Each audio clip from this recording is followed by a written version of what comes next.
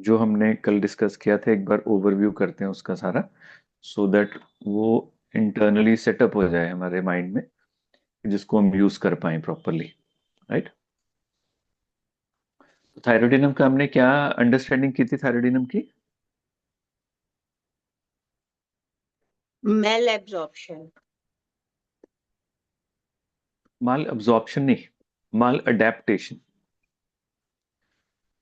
Right. तो normally basically क्या है कि हम इसको समझते कैसे हैं, जैसे थायराइड बेसिकली ये सिर्फ ग्लैंड नहीं है कि एक कुछ काम कर रहा है, ये मल्टीपल फंक्शन कर रहा है ओवरऑल। बॉडी के सारे मेटाबॉलिज्म को ये हैंडल कर रहा है। मगर ये भी कहना इनकम्प्लीट है, अगर हम कहें ना कि सिर्फ हार्मोन्स को मेटाबॉलिज्म को हैंडल कर रहा है, तो ये भी इनकम्प्लीट है बेसिकली। अब इसको ऐसे कहना, इसको थायराइड को ऐसा कहना चाहिए जैसे कि ये एक अडेप्टेशन हार्मोन है, हार्मोन सिस्टम है, एक सिस्टम है जो बॉडी में अडेप्टेशन डेवलप करता है। मगर उसका मतलब क्या है अडेप्टेशन का? फॉर एग्जाम्पल, हर एक सेल की, हर एक ऑर्गन की, हर एक सिस्टम की एक बेसलाइन स्पीड शिफ्ट फिक्स होती है कि इसने इस सिस्टम में इस एज में ऐसे ग्रो करना है। तो वो डिसाइड करता है कि ये सेल कैसे रिस्पॉन्ड करेगा ग्रोथ को, स्ट्रेस को, हार्मोनल शिफ्ट को, एनर्जी डिमांड को। ये सब कुछ बॉडी के सिस्टम सेट होता है ओवरऑल। सो थायराइड का क्या है? सो इसको आप ये लेके चलो कि thyroid is less about doing work, काम करने से। ये नहीं है कि वो जाके सीधा काम करता है, थायराइड का जो है वैसा नहीं है। वो अलाउ करता है किसी भी फंक्शनिंग को स्मूथली होने के लिए। राइट। तो यहाँ पर ये अंडरस्टैंड करना बहुत इंपॉर्टेंट है इसको। और हमें ये पता होना चाहिए कि बॉडी कब कब अडेप्टेशन मांगती है। राइट। देखो बॉडी कब कब अडेप्टेशन मांगती है, जब भी ओवरऑल, वैसे हर 7 साल बाद बॉडी अडेप्ट करती है, हर 7 ईयर्स के बाद बॉडी की जो सिस्टम है चेंज होते हैं। जैसे पहले प्यूबर्टी 14th ईयर पर होती थी, तो 7 7 14 फिर 21, ऐसे जैसे मैरिज की डेट 21 है, उसके पीछे दूसरे रीजंस भी है कि हर 7 साल के बाद अडेप्टेशन होती है। किसी वक्त हम ये भी डिस्कस कर सकते हैं कि जिसे हम वाइटल फोर्स कहते हैं, कि उसका एक्सप्रेशन क्या है बॉडी के ऊपर। मगर इसके ऊपर अगर बिल्कुल स्पेसिफिक आ जाए कि कब कब बॉडी को अडेप्टेशन की जरूरत पड़ती है, वो नॉर्मली सबसे पहले जरूरत पड़ती है प्यूबर्टी में, जब ग्रोथ भी है और सेक्सुअल मेच्योरिटी भी है, दोनों चीजें हैं। राइट। उसके बाद फिर प्रेगनेंसी में जरूरत पड़ती है कि ग्रोथ ऑफ एनदर लाइफ है, साथ के साथ मेटर्नल चेंजेस भी हैं, मदर में भी चेंजेस आनी है। जैसे आज भी एक लेडी आई है, तो उनके बच्चे की ग्रोथ नहीं हो रही है। अब उनको ये नहीं मालूम है कि बच्चे का टेस्ट हुआ है कि नहीं हुआ। तो बच्चा प्रॉपरली चल नहीं रहा है, प्रॉपर ग्रो नहीं कर रहा है, 2 साल का जितना होना चाहिए उसकी ग्रोथ नहीं है, एपेटाइट प्रॉपर नहीं है, वीक रहता है, डल रहता है, सोया रहता है। ये सारा कुछ है बच्चों का ना। अब वो उसका जब थायराइड का टेस्ट कराया है, वो थायराइड इज नॉर्मल, बच्चे का थायराइड नॉर्मल है, मदर का हुआ नहीं है। और मदर में सिम्टम क्या है कि उसकी पूरी प्रेगनेंसी वॉमिटिंग्स रही हैं, जैसे मैंने कल आपको डिस्कस किया कि अडेप्ट नहीं कर पा रही है body. So growth of another life pregnancy में, प्लस मेटर्नल चेंजेस। राइट। तो मैंने उसकी जो मदर है उसको भी जो प्रॉब्लम्स हैं वो भी सारी ऐसी ही हैं, बॉडी ठंडी रहती है, सारा कुछ वीकनेस रहती है, तो उसको मैंने थायराइडिनम 1 mg की 3 डोजेस दी हैं। बच्चा क्योंकि regular is on antibiotics, regular उससे चल रहा है कि पिछले कम से कम 1.5 साल से उसी के ऊपर है, तो मैंने उसको पहले अभी नक्सवामिका दी है, उसके बाद शिफ्ट करूंगा थायराइडिनम के ऊपर। सो प्रेगनेंसी, देन उसके बाद लैक्टेशन, जिसमें एनर्जी की रीडायरेक्शन होनी है। अगेन उसमें लैक्टेशन में मिल्क प्रोडक्शन स्टार्ट होगी, सब कुछ होगी, इसीलिए it is a very good remedy for जब मिल्क प्रोडक्शन नहीं होती है थायराइडिनम। देन मीनोपॉज, मीनोपॉज में ये सब कुछ विड्रॉ होना है, रीडिस्ट्रीब्यूशन होनी है हार्मोन्स की, हार्मोन शफलिंग होनी है, हार्मोन चेंज होने हैं, वो भी ट्रांजिशन है। तो ये सारी फेजेस हैं, और अगर आप थायराइडिनम को पढ़ोगे यही उसके मेन एरिया है जहां पर उसको प्रॉब्लम आती है। मेंसेस के अराउंड उसकी सारी मेंटल सिम्टम, उसकी irritability, anger, violence, aggression, weakness, prostration, headache, जो भी आप सिम्टम्स पढ़ोगे मेंसेस के अराउंड है। वही है, क्यों? क्योंकि उस समय हार्मोन्स की वेरिएशन आ रही है। So basically in normal condition this is not disease. Basically ये जो फेजेस हैं, for example puberty, pregnancy, lactation, menopause, ये कोई डिजीजेस नहीं है, ये फिजियोलॉजिकल ट्रांजिशन है। और थायराइड का काम है इनको, फॉर एग्जांपल इनको नेविगेट करना इन ए प्रॉपर वे, क्योंकि उसने सारे सिस्टम के साथ अडेप्टेशन करनी है। So normally in healthy person क्या होएगा, द थायराइड हार्मोन जो आउटपुट है वो एडजस्ट हो जाएगा और टिश्यू सेंसिटिविटी शिफ्ट हो जाएगी अप्रोप्रिएटली जितनी चाहिए। फॉर एग्जांपल ज्यादा पावर चाहिए, ज्यादा स्ट्रेंथ चाहिए, मेटाबॉलिज्म इंक्रीज हो जाएगा। थायराइड उसको, जो सेल्स हैं उसको सेंसिटिव है, वो अडेप्टेशन को चेंज लेके आएंगे। So the person pass through कर जाएगा इन फेजेस को इन नॉर्मल फिजियोलॉजिकल कंडीशन। तो हम इसको कह सकते हैं कि जो अडेप्टेशन है वो सक्सेसफुल है। पर मेन प्रॉब्लम जैसे हमने कल डिस्कस किया, माल अडेप्टेशन में, तो इसमें बॉडी फेल कर जाती है टू ऑर्गेनाइज इट स्मूथली। कि जो ट्रांजिशन है, नॉर्मल फिजियोलॉजिकल ट्रांजिशन है, ये नहीं हो पाता। इसीलिए स्टिमुलस तो नॉर्मल है, जो जो बॉडी स्टिमुलस दे रही है वो नॉर्मल है, पर response of the thyroid disproportionate है। तो यहाँ मेन, जब भी आपको केस में कहीं आपको ये दिखे, सो गो फॉर थायराइडिनम। जैसे फॉर एग्जांपल ऑर्गन नहीं डेवलप कर रहे हैं, कॉन्स्टिट्यूशन इसका पढ़ोगे तो कॉन्स्टिट्यूशन कैसा होता है, जैसे थायराइड का लीन थिन, राइट। बॉडी ग्रो नहीं कर रही है in spite of diet, diet के साथ बॉडी ग्रो नहीं कर रही है। और फॉर एग्जांपल मैस्कुलिन कैरेक्टर्स जो है, फीमेल मैस्कुलिन, जो फीमेल फेमिनिन कैरेक्टर है, ब्रेस्ट नहीं डेवलप हो रहे हैं, हिप्स नहीं डेवलप हो रहे हैं, थाइज वीक हैं, राइट। ये सारे के सारे जो सिम्टम्स हैं ये इसको एक्सप्रेस करेंगे। तो वहां पर आप इसको यूज कर सकते हो। इसीलिए थायरोइडिनम इज ए रेमेडी। जब फॉर एग्जांपल यूट्रस ग्रो नहीं करता है, जहाँ सेकेंडरी सेक्सुअल कैरेक्टर्स ग्रो नहीं करते हैं, वहां पर आप थायरोइडिनम देते हो। हाइट नहीं ग्रो कर रही है प्रॉपर एज के हिसाब से जो ग्रो करनी चाहिए, वहां भी थायरोइडिनम थायरोइडिनम देते हैं। मगर हम सब केसेस में थायरोइडिनम दे देते हैं, और थायराइड के सभी केसेस में भी दे देते हैं। मगर आप, अगर आपको क्लैरिटी होगी कि ये प्रॉब्लम अडेप्टेशन है कि यहाँ पर एंटीबॉडीज डेवलप हो गई हैं। अगर एंटीबॉडीज डेवलप हो गई है, नाउ अडेप्टेशन का कोई रोल नहीं है। यहाँ पर अगर आप थायरोइडिनम दोगे तो it is not a good idea. उल्टा वो पुश करेगी उसको, और राइट, ऑलरेडी मेटाबॉलिज्म हाई चल रहा है, वो और पुश करेगी। So this is not a good idea. वहां पर आपने थायरोइडिनम प्रिस्क्राइब नहीं करनी है उस सिचुएशन में। उस सिचुएशन में आपने जो मेन एंटीबॉडीज का सिस्टम है, जिसे हम, आप वहां कॉन्स्टिट्यूशनल देखो, वहां उसकी फाइट क्या चल रही है उसको देखो, तो वो स्टेबल हो जाएगा उस समय। So in sick condition the system can not adjust this change, और इसीलिए सारे के सारे सिम्टम क्लस्टर करते हैं। Puberty, pregnancy, lactation, menopause, every menstrual cycles, यहाँ पर सभी आएगा। आप लोगों ने यूज की है यहाँ पर?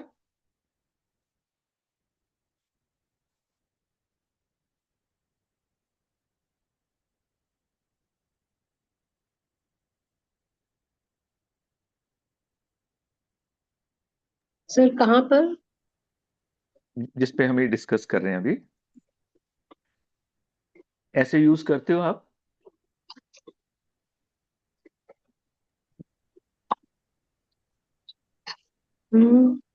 करते हैं सर। अच्छी बात। सर तो ये नहीं बॉडी समझ में, आया, ऑटो इम्यून में बिल्कुल नहीं दे सकते इसको? ऑटोम्यून में कभी भी नहीं देनी चाहिए। ये उल्टा पुश करेगी, सिस्टम को खराब करेगी। क्योंकि ऑटोम्यून में प्रॉब्लम ग्लैंड के सिस्टम की नहीं है। जो थायरोइडिनम में, ये क्या है, हार्मोन रिप्लेसमेंट थोड़ी ना है, ये ग्लैंड है, सार्कोड है, जो ग्लैंड को पुश करेगा। नहीं सर, ऑटोम्यून में जैसे ग्लैंड की तो प्रॉब्लम ही नहीं है। 1 एम में, 1 एम या 200 ईयर्स में पोटेंसी में, मतलब। अगर उसकी इंडिकेशन है तो हम्म। ऐसे नहीं दोगे ना। जब ऑटोम्यून है तो आप, बॉडी फाइट कर रही है, आपने उसके बॉडी के फाइटिंग सिस्टम को अंडरस्टैंड करना और प्रिस्क्राइब करनी कि पीछे क्या चल रहा है, उसके क्या इशू है, क्या कॉन्फ्लिक्ट है, कहाँ प्रॉब्लम है, वो उसको कैसे ले रहा है।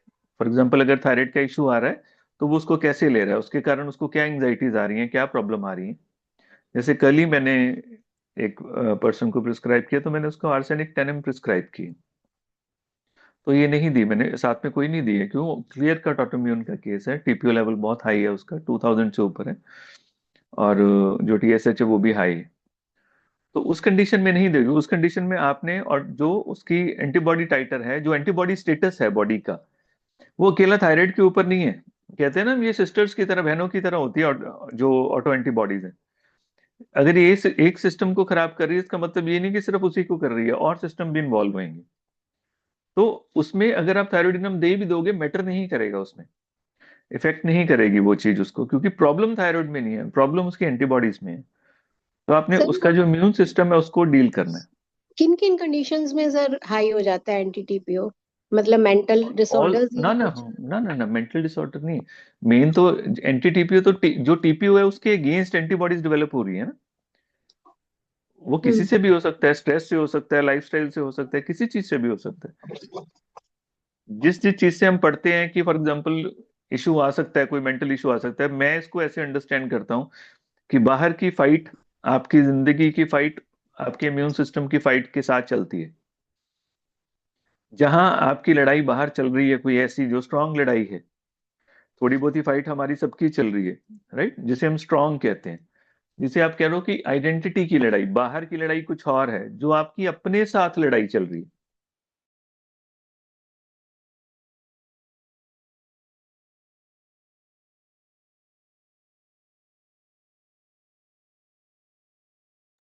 सर इसमें हम सप्रेशन भी हो सकता है क्या? सप्रेशन भी तो एक तरीके की लड़ाई है कि हम ये करना चाहते हैं और कर नहीं पा रहे। फ्रीज हो गया उनका।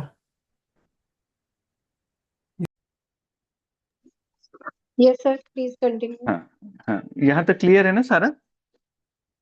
सर मुझे अभी भी सर वो एंटी हाँ जो बताइए। टीपीओ वाले में ना कंफ्यूजन है, हाँ, मतलब कि सर क्या जैसे आपने कंफ्यूजन? बोला कि उसका T3 उससे नहीं है, तो वो कौन से, एक तो वो समझ आया कि कब स्ट्रेस कुछ भी वैसा अगर हम्म। इंटरनल कन्फ्लिक्ट है तो वो बढ़ जाता है। हाँ हाँ तो हाँ। उसका मतलब नहीं नहीं नहीं नहीं नहीं, इंटरनल कॉन्फ्लिक्ट में जो बेसिकली जब भी कोई कॉन्फ्लिक्ट है, सपोज कोई फाइट है जो आपकी चल रही है अपने साथ, जिसे हम कहते हैं आइडेंटिटी क्राइसिस, राइट। आप अंदर से कुछ हो और बाहर से कुछ हो। अब बाहर वाले तो आप रिश्तेदारी के साथ जो इश्यूज होते हैं वो आप बैलेंस कर लोगे, वो सब कुछ मैनेज हो जाएगा। बाहर की लड़ाई हमेशा मैनेज होती है, अंदर की लड़ाई नहीं मैनेज होती। जब आप अंदर एक नहीं हो, अंदर ही डिवाइडेड हो, फॉर एग्जाम्पल आप कुछ हो कर कुछ रहे हो, आपका वे ऑफ, सपोज आपका way of understanding the disease कुछ और है, पर आप फॉलो कुछ और कर रहे हो। आप रहना किसी और तरीके से चाहते हो, घर में रह किसी और तरह से रहे हो। सर और आप जैसे उस, कि सप्रेशन होता है कहीं भी, हाँ, उसको इट हम it is it is a deep basic suppression. Basic, बहुत बहुत बेसिक। और वो कई बार बहुत छोटा होता है, बहुत छोटा होता है। मैं अपने एक्सपीरियंस से बता सकता हूँ, कई बार वो बहुत छोटी सी होती है। जितनी देर तक आप उसको चेंज नहीं करोगे वो चेंज नहीं होएगा। जैसे मैंने अपना आपको बताया था, रुको मैं आपको बताता हूँ, रुको, है 2 मिनट, बताओ ना। Yes sir. डील करोगे आप, और इनको अलग तरह से डील करोगे, दोनों अलग तरह से डील होंगे, राइट। अब देखो, जहां पर अगर डिस्टरबेंस आती है, देखो मेटाबॉलिक सिस्टम में कैसे वेट लॉस या वेट गेन हो सकता है, फटीग हो सकता है, कोल्डनेस एंड स्वेटिंग बहुत कॉमन सिम्टम है इसका, एनर्जी को यूटिलाइज ना कर पाना, राइट। ऐसे ही कार्डियोवेस्कुलर में, माइक ओपन है किसी का, ऐसे कार्डियोवेस्कुलर में पेल्पिटेशन, ट्रैकीकार्डिया, बीपी फ्लक्चुएट हो जाना, राइट, क्योंकि डिमांड और जो सप्लाई है वो मिसमैच हो रही है। मस्कुलोस्केलेटल सिस्टम में कैसे वीक और फ्लैबी मसल्स हो जाते हैं, उनमें ओवरऑल स्ट्रेंथ नहीं रहती, इसलिए कहते हैं प्रोटीन हाई लेना है, स्टेमिना नहीं होता।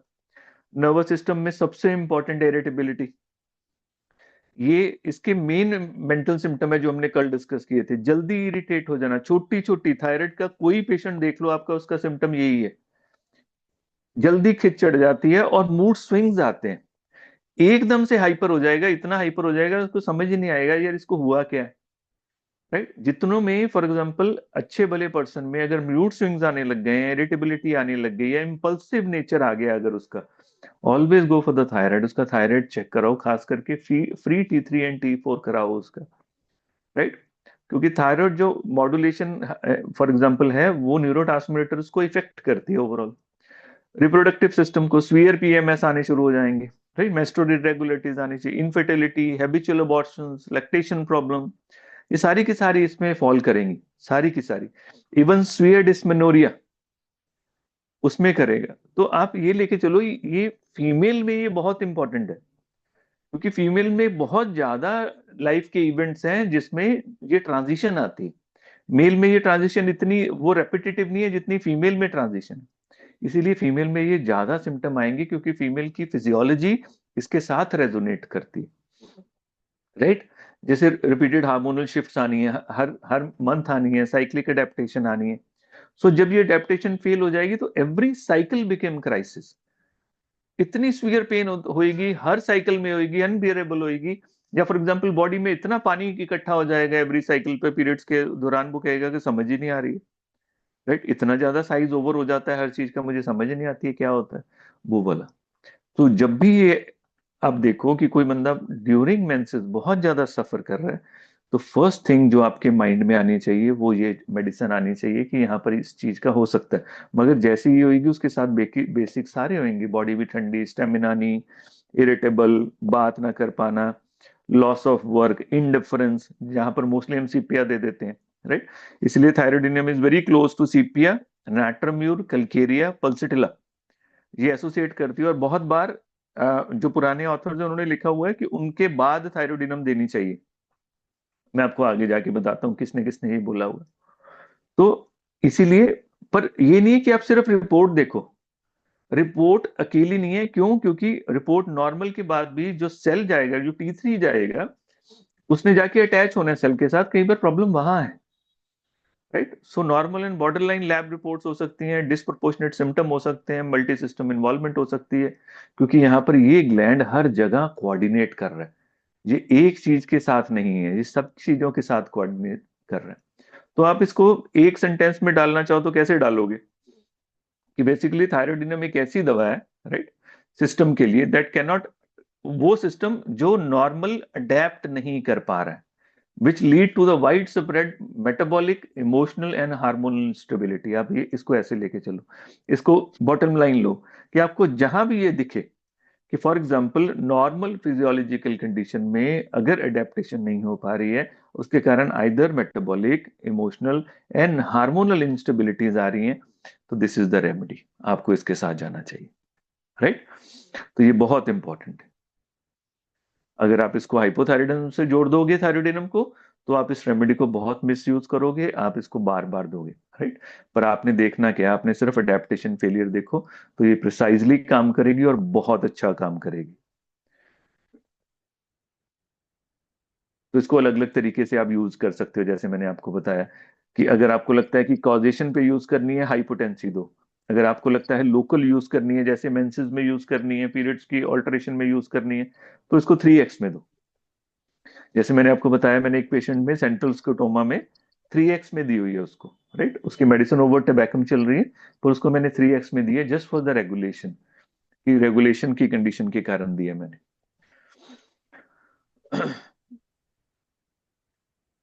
यहाँ पर हेलो किसी को कोई डाउट? हेलो,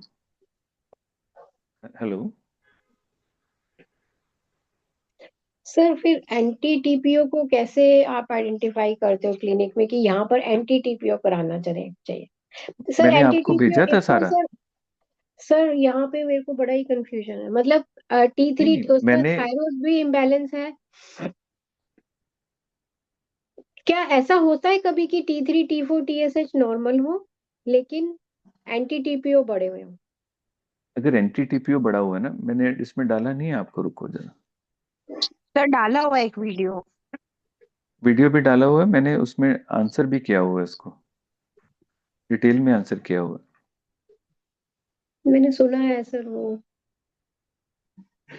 को समझ नहीं आ रहा है। है। ये क्यों नहीं समझ, इसमें है ही कुछ नहीं है। NT-TPO क्या है, आप मुझे बताओ, क्या समझ आया आपको NT-TPO में? एंटीबॉडीज है जो किसके अगेंस्ट अगेंस्ट? काम कर रहे हैं किसके अगेंस्ट काम कर रहे हैं? थायराइड के। हम्म। फिर क्या हो रहा है उसके साथ, उसके कारण?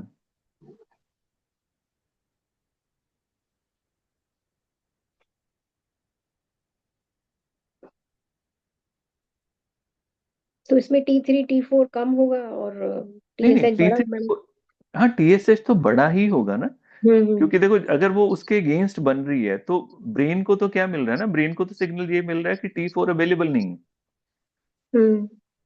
तो वो तो सिक्रीट कर ही जाएगा उसको, क्योंकि प्रॉब्लम वहां नहीं है, प्रॉब्लम आगे जाके है, सिस्टम में है प्रॉब्लम।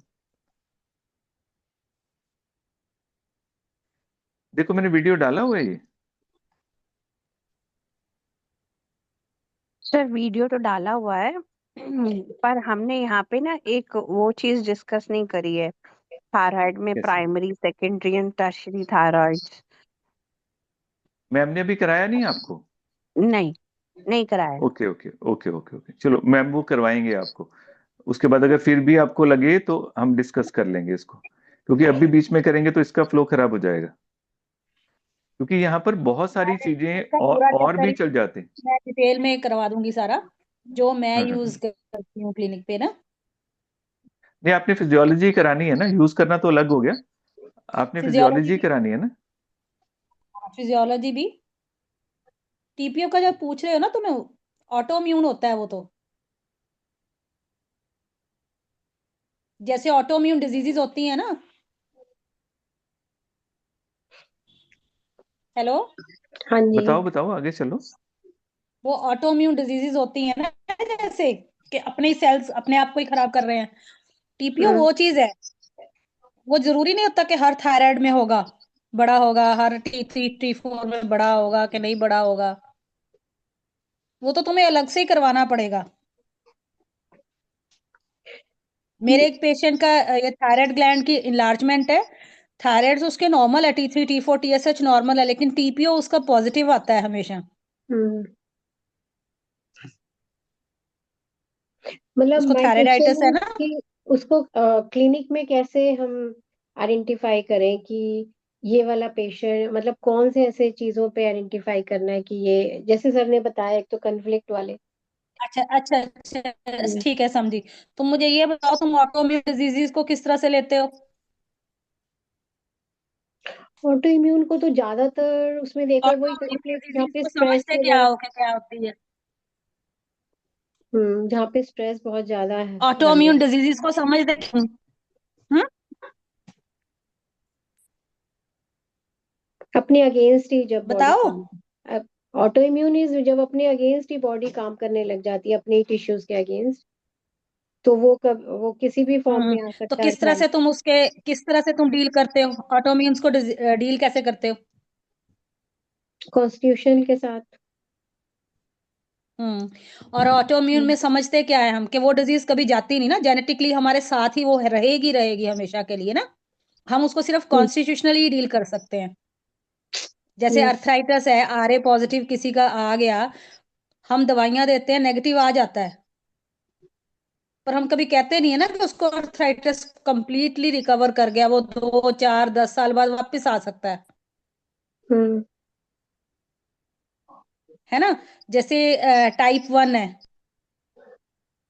है ना, थायराइड के केसेस में नहीं नहीं तुमने वो, बहुत केसेस में देखा होगा, हम रिकवर करके भेज देते हैं, रिकवर करके भेज देते हैं, और वो कभी नहीं होता, और लेकिन कुछ केसेस में होता है, वहां हम यही गड़बड़ करते हैं कि कई बार टीपीओ नहीं चेक करवाते। नहीं वो कह रहे हैं किस केस में टीपीओ बढ़ा होगा, ये क्वेश्चन है आपका। यस सर, मतलब कैसे आइडेंटिफाई, ऐसे तो बहुत सारे पेशेंट्स होते हैं जहाँ पे कंफ्लिक्ट जब के वो साथ आते हैं। बार बार रिपीट होते हैं, बार बार पॉजिटिव आए रिपोर्ट्स आपकी। इसमें सबसे लेकिन पहले मैंने आपको क्या, सर क्लिनिकली देखा है, ऐसे बार बार आती भी है रिपोर्ट और एक कंफ्लिक्ट भी चलते हैं। अब जैसे एक केस था, लेडी, मतलब नहीं उसका नहीं नहीं बड़े नहीं बेटे। नहीं, वैसे मत लो। बात सुनो, इसमें ऐसे गलत हो जाएगा सारा। ये ऐसे नहीं है। आपने टीपीओ वहां कराना है, पहला पॉइंट जो मैंने पहले भी एक्सप्लेन किया था, जहां पर डिस्प्रोपोर्शनेट हाई टीएसएच है। 10 से 15 से जब हम्म। एक्सीड कर जाता है, this is the first point जहां पर आपने एंटी टीपीओ के लिए जाना है, राइट। ऑटो एंटीबॉडीज के लिए जाना है, right? क्योंकि वहां पर क्या हो रहा है, कंपनसेशन हो रही है। दूसरा, हम्म। जहां पर फ्लक्चुएशन बहुत है थायराइड की, कभी हाइपर में जा रहा है, कभी हाइपो में जा रहा है, राइट। पहले एकदम से वो। कम हो गया, कभी ज्यादा हो हम्म। गया। जब भी ये कंडीशन आए तो आपने इन्फ्लामेटरी थायराइडाइटिस के लिए जाना है, तो आपने टीपीओ के लिए जाना है वहां पर, राइट। और हम्म। तीसरा, जब भी फॉर एग्जांपल आप ट्रीटमेंट कर रहे हो, फॉर एग्जांपल हमारी मेडिसिन तो डिपेंड करती है सिस्टम के ऊपर, हम अपने सिस्टम के साथ श्योर नहीं है।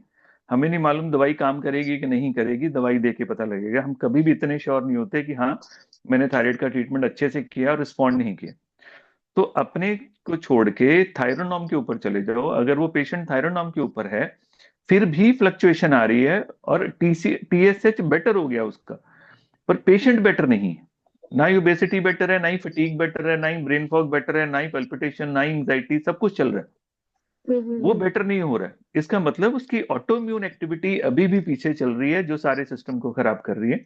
तो यहां पर आप टीपीओ के लिए जाओगे, राइट। सर हम इसमें अगर क्या ऐसे कह सकते, sorry sorry to interrupt you, but बात दिमाग में आ गई थी तो मैं इसलिए बोल गई। जैसे कि किसी पेशेंट का थायरोनॉर्म चल रहा है 100 125, कॉन्स्टेंटली हाई टीएसएच लेवल है, बट अलोंग विद वो कहता है कि हाँ भाई 100 से मेरा टीएसएच लेवल नॉर्मल है, बट उसके बावजूद भी शी इज गेटिंग जो है प्री डायबिटिक हो गई, साथ में उसका हाइपरटेंशन आ गया, उसके साथ डिस्लिपिडीमिया आ गया, तो ये चीजों को हमें एंटी टीपीओ पे जाऊंगी। नहीं नहीं नहीं नहीं, आप ये मल्टीपल मेटाबॉलिक इशू बीच में लेके आ रहे हैं। हम्म प्रॉब्लम विद थायराइड, बॉडी ठंडा रहना, एनर्जी का रहना रहना, दिमाग का ना लगना, मोटिवेशन कम रहना, सुस्त रहना, लेजी रहना, जो मेटाबॉलिक इशू थायराइड से रिलेटेड है वो ठीक नहीं हो रहे, क्योंकि वो तो डाइट से भी हो सकता है ना। मीठा ज्यादा खा रहा है वो, उसका हम्म फैटी ज्यादा जा रहा है, फिर क्या करेंगे? इसको नहीं देखो। आप देखो कि जो कॉमन थायराइड के सिम्टम है बेसिकली, अगर वो ट्रीटमेंट करा रहा है किसी एंडोक्रिनोलॉजिस्ट से, उसका कंडीशन स्टेबलाइज नहीं हो रहा है in spite of best work he is doing, then it is a case वो उसके लिए। जहां फॉर एग्जाम्पल ट्रीटमेंट के दौरान आपने देखा उसका ग्लैंड का साइज बढ़ गया, राइट, तो ये एक फिर सिग्नल है उसका। It is a strong indication for the anti TPO कि आप एंटी टीपीओ के लिए जाओ। डिफ्यूज इनलार्जमेंट हो सकती है, या हम्म सिस्ट डेवलपमेंट हो सकती है, कार्सिनोमा हो सकता है। और सबसे बड़ा साइन जो है, जब भी आपके पास 35 से 40 की पहले कोई केस आ रहा है जिसको थायराइड है, राइट, उस कंडीशन में एंटी टीपीओ के लिए जाना ही जाना है, वो सबसे कॉमन है। तो जो प्राइमरी हाइपोथायराइडिज्म है इन यंग एडल्ट, वो मेनली उसको क्या बोलते हैं, it is autoimmune until proven otherwise. जो प्राइमरी हाइपोथायराइडिज्म है, मैडम आपको कराएंगे प्राइमरी एंड सेकेंडरी, जो प्राइमरी हाइपोथायराइडिज्म है specially in the young adult, अगर वो फॉर एग्जांपल अगर वो ऑटोम्यून ही कंसिडर किया जाता है अंटिल प्रूवन अदरवाइज, उसको जो पहले बच्चों में ऑटोम्यून। हो रहा है, हाँ जी। बच्चों में आ रहे हैं ना आजकल केसेस थायराइड बच्चों के, में तो हो गया, हाँ बच्चों का हो गया, या इन केस कभी भी 35 से पहले कोई भी, 35 से 40 से पहले कोई भी, जहां अगर उसकी हिस्ट्री में, जैसे मैंने बताया कि अगर हिस्ट्री में और एंटीबॉडीज, एंटी वो है, ऑटोम्यून प्रॉब्लम है, विटिलिगो है, हम्म पीसीओडी है, राइट, टाइप 1 डायबिटीज है, जैसे मैडम ने अभी बताया, प्रीनिशियस एनीमिया है, chronic urticaria, family history of autoimmune disease, वहां पर उस कंडीशन में देखोगे देखोगे। Otherwise in case of pregnancy में इनफर्टिलिटी चल रही है, रिकरेंट मिसकैरेजेस हो रहे हैं, इवन माइल्ड टीएसएच अगर हाई है, आप फिर भी एंटी टीपीओ के लिए जाओगे वहां पर। एंड लास्ट इज, जो नॉट लीस्ट, जिसे कहते हैं डिस्प्रोपोर्शनेट सिम्टम। टीएसएच बहुत कम है मगर सिम्टम्स बहुत ज्यादा है। सीवियर फटीग है, कोल्ड इंटॉलरेंस है, मेंटल स्लोइंग है, मूड स्विंग्स है, डिप्रेशन है, मोटिवेशन नहीं है, इंडिफरेंस है। टीएसएच सिर्फ फॉर एग्जांपल थोड़ा सा बढ़ा हुआ है, this is again A symptom for that. तो आप हर चीज के लिए जाओगे, तो even mild TSH level for example, मगर आपने ये देखना है कि कब नहीं जाना।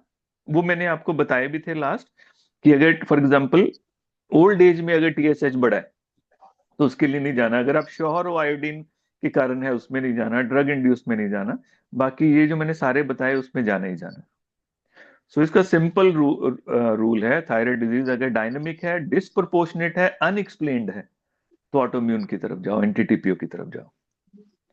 हम्म क्लियर है? हाँ सर, अब थोड़ा। सर एलोपैथिक वाले क्या तो कुछ करते नहीं एंटी टीपीओ में भी, मतलब वो तो सिर्फ यही देते हैं। स्टेरॉइड ही देंगे ना वो ये नहीं है कुछ करते नहीं है, this is what they have. तो वो अपनी तरफ से सही कर रहे हैं वो, this is what they understand कि इम्यून सिस्टम फाइट कर रहे हैं, हमने इम्यून सिस्टम को डाउन करना है, बस sir simple I have logic. Scene few cases जहाँ पे एंटी टीपीओ बढ़ा हुआ था, लेकिन डॉक्टर वाज गिविंग थायरोनोम जो नॉर्मल थायराइड वाले को देते टी, हाँ और हाँ, तो उन्होंने कुछ भी नहीं दिया हुआ था साथ में। बिल्कुल साथ में स्टेरॉइड दिया होगा। नहीं दिया हुआ था सर। हाँ तो अच्छी बात है, अगर नहीं इसीलिए भी तो दिया तो। मुझे बहुत कंफ्यूजन हुआ कि फिर इसको करना क्या है मतलब। नहीं नहीं, क्योंकि पर मैंने वो देखी ज्यादा नहीं केसेस। होगा तो उन्होंने उसको हैंडल ही नहीं किया होगा कि एक बार बढ़ने दो, फिर देखते हैं क्या करना है, सिम्टम आने दो, ठीक है ना। और यहीं पर अडेप्टेशन पर रेमेडीज चेंज होंगी कि कैसे अडेप्ट कर रहे हैं। हम्म थायरोडिनम अलग तरह से करेगा, कलकेरिया अलग तरह से करेगा, सीपिया अलग तरह से करेगा, वहीं से रेमेडी आपकी डिसाइड होगी। क्लियर है?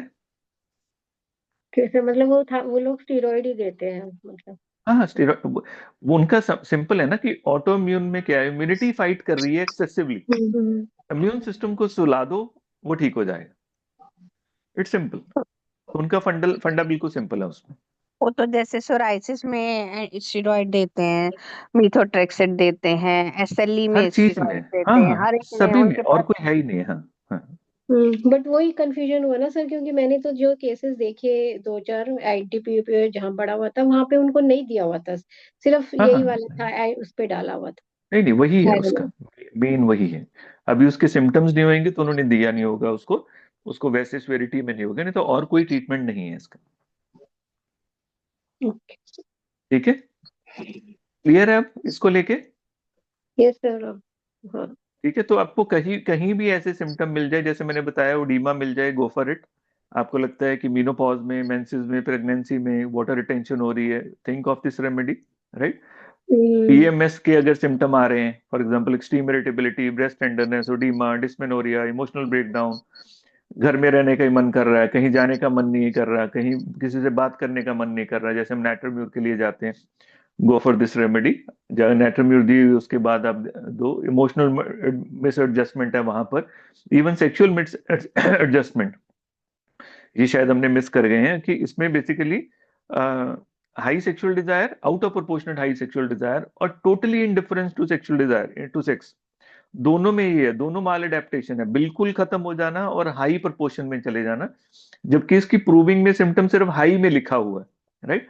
इन यूजली इंक्रीज लिखा हुआ है बेसिकली, पर समटाइम डिक्रीज भी हो जाएगा, तो आप फिर भी सोच सकते हो इसको, कि डिक्रीज होने पर भी इस रेमेडी के बारे में सोचा जा सकता है कि हाँ हम इसको प्रिस्क्राइब कर सकते हैं, राइट? बेबी में तो मैंने आपको बता ही दिया ना कि फॉर एग्जाम्पल जब होने वाला है तो एक्सेसिव वॉमिटिंग्स आ रही हैं, हाइपरटेंशन हो रहा है, उडीमा हो रहा है, वो वाले सारे के सारे हैबिचुअल अबॉर्शंस हो गए, मेंटल पिक्चर भी क्लियर होगी, एक्सट्रीमली इरिटेबल, और हमने देखा था कि इसको रहता है कि कुछ ना कुछ प्रॉब्लम है लाइफ में, और क्रिटिसिज्म नहीं ये बियर कर सकता, ये बहुत इंपॉर्टेंट सिम्टम है। पीछे एक पेशेंट था तो सारा उसकी मेंटल पिक्चर ये है, जब टेस्ट कराया तो उसका 35 आया, उसको छोटी सी बात अगर थोड़ा सा भी आप टोक दो तो वो इतना आगे से स्ट्रांगली रिस्पॉन्ड करता है कि आप इमेजिन नहीं कर सकते, छोटी छोटी बात पर। तो जो रूब्रिक्स हैं इसमें आप देख सकते हो, कॉन्ट्रडिक्शन, इंटॉलरेंट, ये सब कुछ है। और इसमें कभी भी इसके मेंटल सिम्टम में चाइल्डनेस नहीं भूलनी, चाइल्डिशनेस। क्या दो सिम्टम थे, याद करो जरा, मैंने बताए थे आपको इसके साथ मिलते जुलते।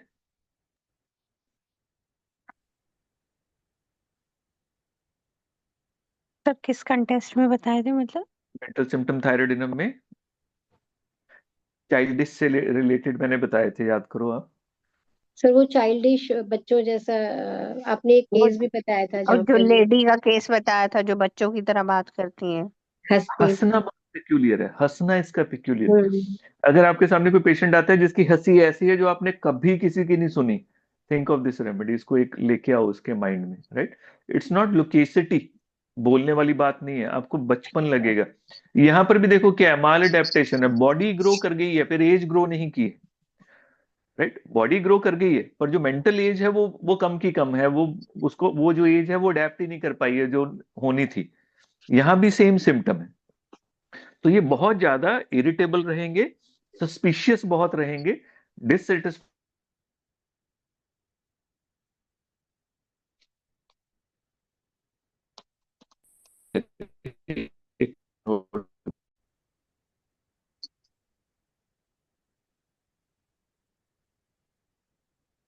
हेलो,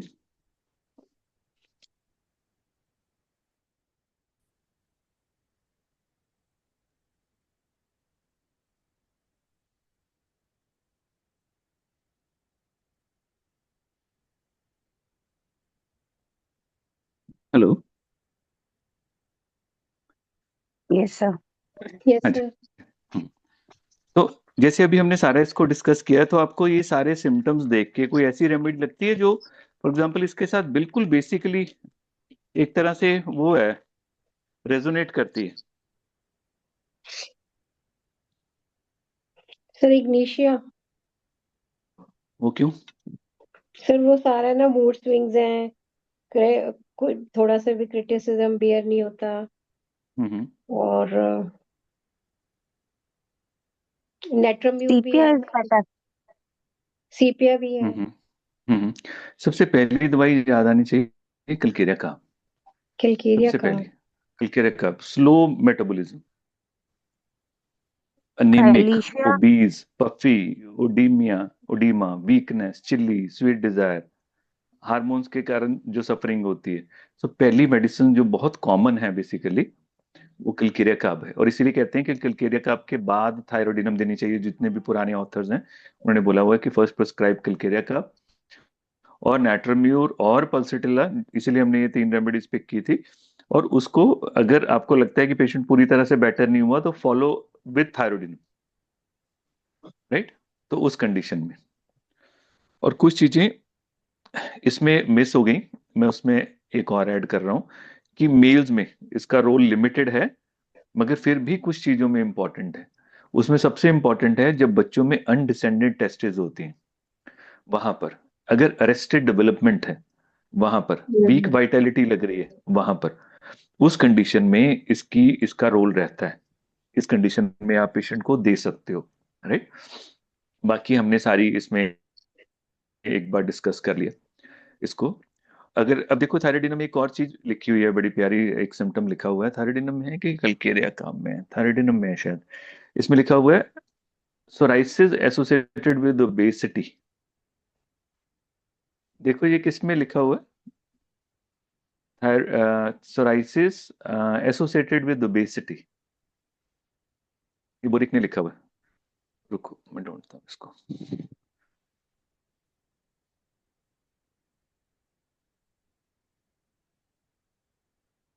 सोराइसिस विद ओबेसिटी,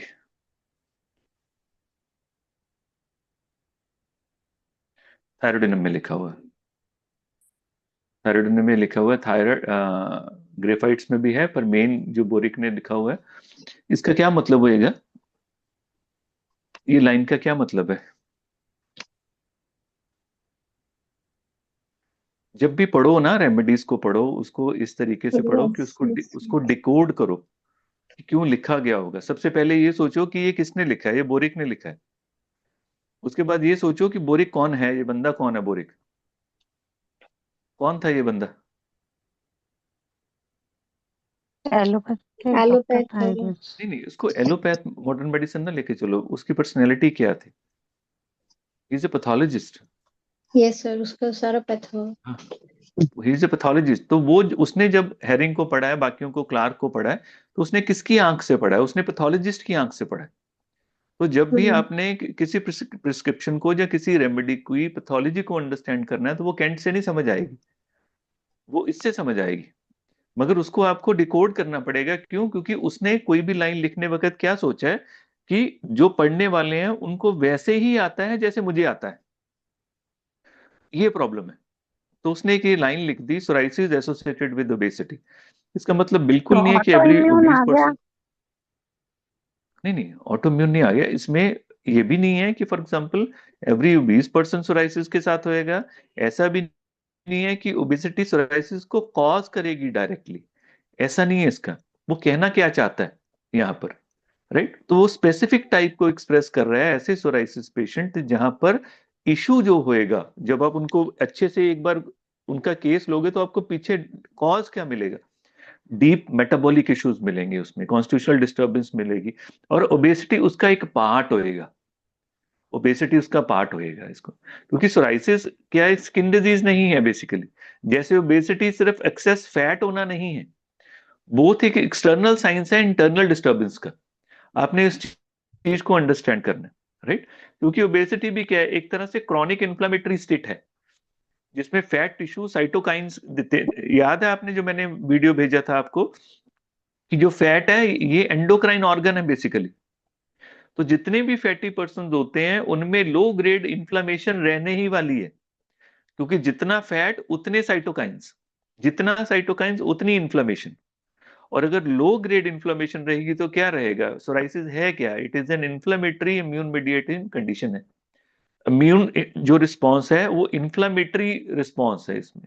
तो ये दोनों इकट्ठे हो जाएंगे उस सिचुएशन में, तो आपको क्या मिलेगा, बैकग्राउंड में ये मेटाबॉलिक इशू मिलेगा। जब आप इस केस को अच्छे से लोगे तो आपको क्या मिलेगा कि इस पेशेंट में ओबेसिटी और सोराइसिस दोनों एक साथ हैं, और इसके पीछे का जो इशू है केस का, वो मेटाबॉलिक इशू है, जैसे हमने अभी पूरा पढ़ा है कि थायरोइडिनम में क्या होता है। सो इसका मेटाबॉलिज्म स्लो हो जाएगा, डिटॉक्सिफिकेशन जैसे बॉडी को होनी चाहिए वो पुअर हो जाएगी, वेस्ट प्रोडक्ट एक्युमुलेट कर जाएंगे, और देन स्किन उसका एग्जिट रूट है, जैसे हम होम्योपैथी में पढ़ते हैं, तो उसका सोराइसिस आ जाएगा। तो इसको अंडरस्टैंड करना बहुत जरूरी है। लिखी सिर्फ एक लाइन है, तो ये आपको देखना है कि ये मिलेगा कैसे, राइट। उसके बाद आपको ये भी देखना पड़ेगा ये कैसा मिलेगा इस कंडीशन में। इसमें थिक प्लेक्स मिलेंगे, ड्राई मिलेंगे, लॉन्ग लास्टिक मिलेगा, राइट। और पेशेंट जो बीज होएगा वो कैसा होएगा, वो चिली होएगा, स्लगिश होएगा, टायर्ड होएगा। तो यहाँ पर स्ट्रॉन्ग एसोसिएशन है, यहाँ पर आप मेडिसिन के लिए जा सकते हो। यहाँ देखो अगेन मेडिसिन कौन सी आ जाएगी, ग्रेफाइट्स, कलकेरिया कार्ब, थायरोडिनम, सल्फर, नाट्रम सल्फ, ये सारी की सारी रेमेडीज की इंडिकेशन जहां पर आ जाएगी। क्योंकि chronic skin disease plus low metabolism, क्लिकेरिया का ग्रेफाइट्स में भी सेम है, स्किन थिकनिंग है, इसमें ओबीज है, चिली है। नेट्रम सल्फ में मेटाबॉलिक कंजेशन हो जाती है बहुत स्ट्रांग, सल्फर तो हर तरह से है, और थायरोडिनम भी। थायरोडिनम की अगर देखो, थायरोडिनम में सोराइसिस होएगा तो वो अपने कीनोट सिम्टम साथ में देगा। थायरोडिनम में कीनोट सिम्टम क्या है स्किन का? ड्राइनेस। ड्राइनेस और एक्स थायरोडिनम एक्सफोलिएट। में ना, नहीं, थायरोडिनम में एक बहुत स्ट्रांग और बड़ा अच्छा की नोट है, ईचिंग विदाउट इरप्शन, राइट। एक तो ये है ईचिंग विदाउट इरप्शन, थायरोडिनम की रेमेडी है, मगर थायरोडिनम की जो ईचिंग प्रेडोमिनेंट है वो रात को होती है। तो जब भी आपको ऐसा मिले, फॉर एग्जांपल सोराइसिस में मिले, तो you should think of that इस चीज में, राइट। तो हमें ये क्लियर होना चाहिए कि जब बोरिक लिखता है ना एसोसिएटेड विथ, एसोसिएटेड का मतलब वो ये नहीं कहना चाहता है कॉज एंड इफेक्ट है, वो ये कहना चाहता है ये को एक्सप्रेशन है डीपर कॉन्स्टिट्यूशनल डिसऑर्डर का, जिसके कारण ये प्रॉब्लम आ रहा है। सो psoriasis associated with obesity means ये constitutional metabolic endocrine link psoriasis है। So it require deep constitutional treatment, ये वैसे लोकल मैनेजमेंट से ठीक नहीं होगा। क्लियर है?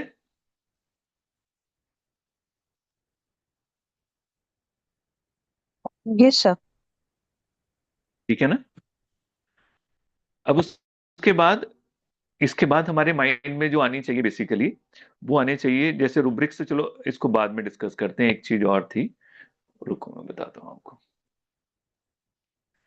ऐसी कंडीशन जो थायराइड को मिमिक करती हैं, वो कौन कौन सी कंडीशन है? जैसे हमने डिस्कस किया था कि जो डिप्रेशन है बेसिकली, वो कई बार हाइपोथायराइडिज्म को मिमिक करता है। तो इसको अगर आपने डिफरेंशिएट करना है तो आप free T3 and free T4 करवाओगे आप, उससे आपको पता लग जाएगा। पीसीओएस हाइपोथायराइड एंड ओबेसिटी को मिमिक करता है, राइट, क्योंकि इसमें भी लुटिनाइजिंग हार्मोन और फॉलिकल स्टिमुलेटिंग हार्मोन का इम्बैलेंस होता है। क्रॉनिक फटीग, हमारी कितनी सारी रेमेडीज हैं जिसमें फटीग सेंटर में पड़ा हुआ है। ऐसी कोई रेमेडी माइंड में है आपके जिसमें फटीग मैग्नीशियम सेंटर में पड़ा है? कार्ब। मैग्नीशियम कार्ब में ओवरऑल डिफरेंट टाइप का है, जिसका सेंटर ही फटीग है। मैग्नीशियम कार्ब में पहले ओवरवर्क होएगा ना, फिर फटीग होएगा। जैसे एक रेमेडी है जिसमें लिखा है बॉर्न टायर्ड। यस सर है तो दैट्स लिखा है ना कैलकेरिया इसमें बॉर्न फॉस। टायर्ड। नहीं,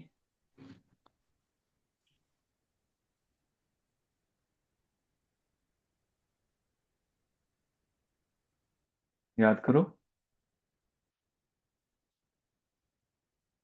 as if born tired. Repertory में तो अनोस्मोडियम आ रही है। अनॉस्मोडियम ही है। हाँ। अनॉस्मोडियम बेम्बूजा में भी। बॉन्ड टाइड होता है, हाँ। बेम्बूसा तो चलो अब डाल दिए। और भी अगर देखोगे, देर इज ए वन पूरा ग्रुप है प्लांट में एक रेमेडीज का जिसमें सिम्टम ही ये है बॉन्ड टाइड। जैसे फॉर एग्जांपल कोका देते हैं। कभी आप फॉर एग्जांपल आपका पेशेंट है जो वैष्णो देवी जा रहा है, जहाँ किसी चढ़ाई पर जा रहा है, जहां पर ट्रैकिंग के लिए जा रहा है, उसको कभी कोका देके देखो आप।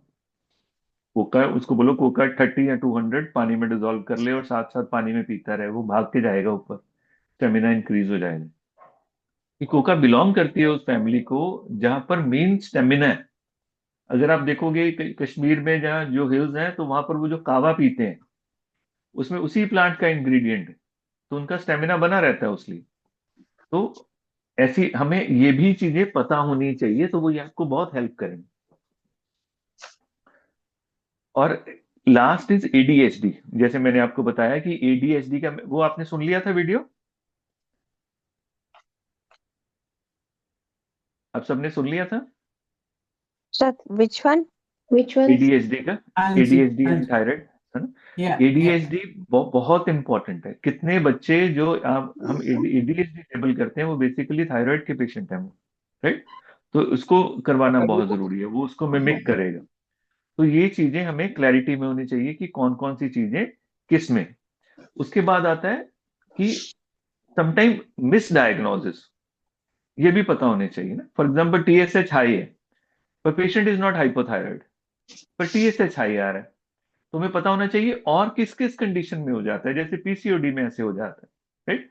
मेटाबॉलिक सिंड्रोम्स में हो जाता है जहां पर ग्रुप ऑफ ऑर्गन्स इकट्ठे हो जाते हैं। इवन क्रॉनिक स्लीप डिप्राइवेशन हो जाती है, उसमें भी हो जाता है।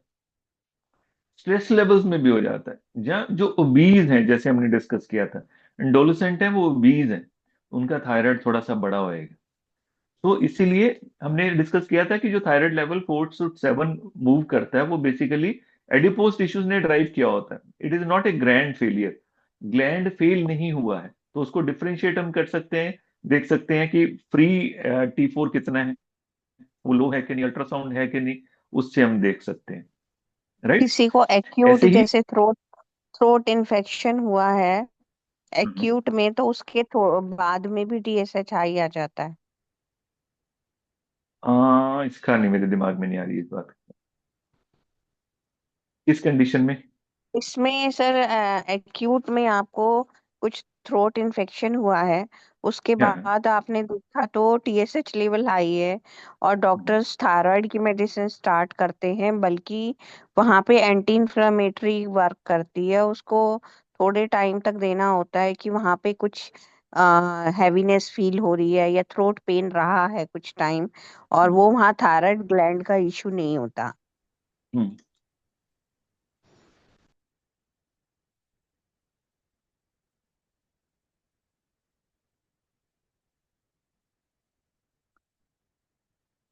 इसका रेफरेंस क्या दिया हुआ है? I have read somewhere, I am not very sure कहाँ था। ओके ओके, चलो मैं इसको देख लेता हूँ अभी। मैं अभी देख के बता देता हूँ आपको।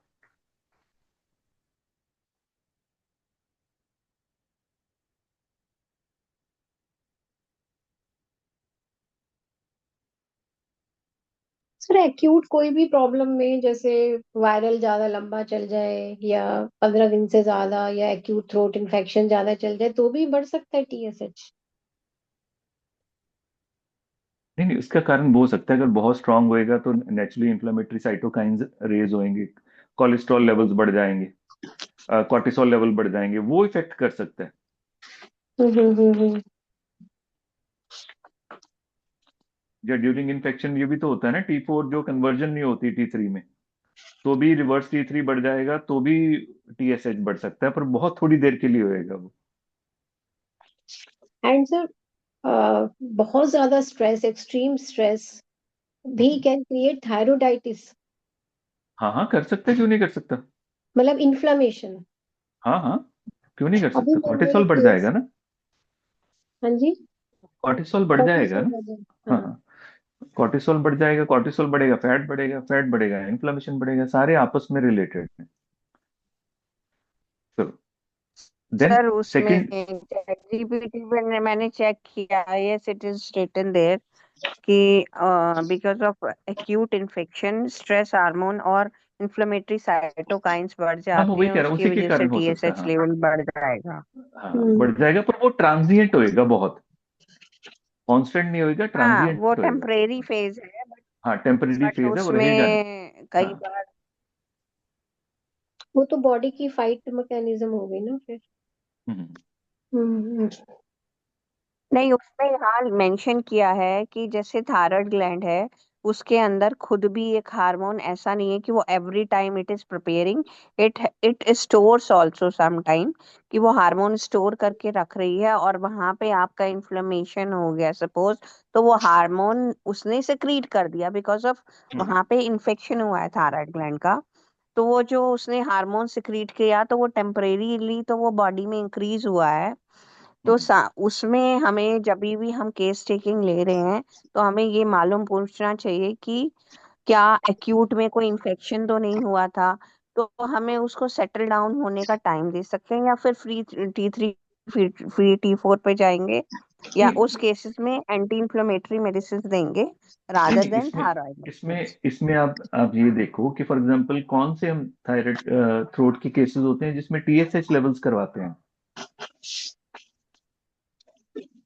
Sir TSH। हॉस्पिटल में अगर वो एडमिट होते हैं, तो वो तो पूरा फुल बॉडी चेकअप ही करा रहे होते हैं, चाहे कोई सा भी हाँ किसी भी चीज के लिए वो एडमिट हो। नहीं, नॉर्मली थ्रोट के लिए कितने पेशेंट है जो एडमिट हो जाते हैं थ्रोट के लिए? सर ओनली थ्रोट नहीं होगा उसमें ना, पूरा वायरल भी होगा थ्रोट के साथ, फीवर भी आएगा। नहीं नहीं आएगा, मैं वो नहीं कह रहा है, ये नहीं कह रहा, मैं उसको निगेट नहीं कर रहा हूँ। मैं कह रहा हूँ देयर इज ए चांसेस बहुत कम है उसमें। तो वो एक इतनी ट्रांजिशन है कि जैसे ही वो रिकवरी होएगी उसमें तो TSH फॉल कर जाएगा उतनी देर में। पर हाँ, हमें मालूम होना चाहिए ये कंडीशन जो आपने पॉइंट बताई, पॉइंट इंपॉर्टेंट है, मैं मिस कर गया उसको, मेरे माइंड में ये नहीं आया ये चीज।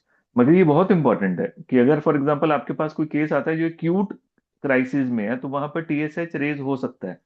तो वहां पर पेशेंट भी ना पैनिक करे और आप भी ना पैनिक करो कि ये प्रॉब्लम तो नहीं हो गई है। मगर पेशेंट को लॉजिकली समझाना बहुत इंपॉर्टेंट है। सिर्फ कह देना नहीं होता, आप उसको लॉजिकली समझाना, वो तभी समझा पाएंगे अगर हमें पता होगा। तो ये जो आप कह रहे हो ये बहुत इंपॉर्टेंट है कि हम उसको समझाएंगे कि इसको जरूरत नहीं है, मेडिसिन की जरूरत नहीं है। हाँ, अगर फॉर एग्जाम्पल ये गलती होती है, जो बहुत सुपर स्पेशलिटी वाले हैं वो चीजों को बहुत बारीकी में ले लेते हैं उस चीज को, जो नॉर्मल फिजिशियन छोड़ भी देगा उसको, समटाइम वो स्टार्ट कर सकते हैं मेडिसिन। ये गलती हो सकती है। चलो यहां तक क्लियर है अब। हम एक नेक्स्ट पार्ट पे ऐड जी सर। करें, डाइट डाइट डाइट पर, सर ओके नेक्स्ट जिसमें सर। टाइम, हाँ जी, सर नेक्स्ट टाइम कर लें हम, इसको थोड़ा सा नेक्स्ट कर डाइजेस्ट लेते कर हैं। लें। हाँ श्योर श्योर श्योर, चलो ऐसे कर लेते हैं। मैं इसकी रिकॉर्डिंग डाल